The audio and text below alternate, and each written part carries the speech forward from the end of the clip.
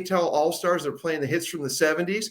And Jeffrey, tell us, what got you into tapping into that very particular nostalgic drug with the 70s? Yeah, well, I think I speak for a lot of musicians when it comes to that particular decade or that era. It was the era of songwriting. It was sort of songwriting mirrored with great production values on records. It was sort of where it all started. You had the 50s and the 60s, and that's where the songs started, the pop kind of culture started developing with mainstream music. But it was the 70s that it just kind of turned into its own art form.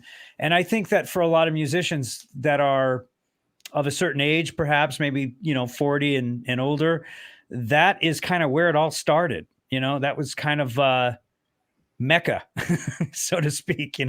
That was like, if you could have been alive at any time period from the 50s to now for music, seems like the 70s would be it for me.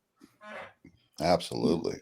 Most definitely where I got my first taste. And I was very fortunate. I grew up in a very jukebox kind of household where, my dad and mom, they listened to about everything, whether it was Cher or, Motown.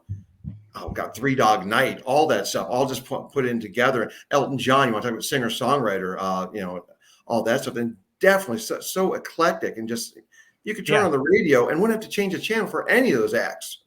And what's interesting, what's interesting about what you just said is it's exactly why we called the band the K-Tel All-Stars. Not because those records were very good. They actually were cheap replications of chopped up versions of songs. But what they did was they gave everybody a whole bunch of different songs. You could have a Neil Diamond song, a Boston song, a Kiss song, Olivia Newton-John, all on the same record. Yeah.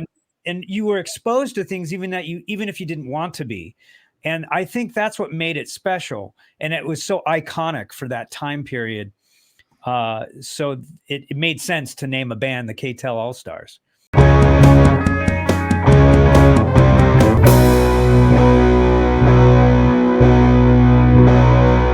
over the place, where the fun sanity never ends.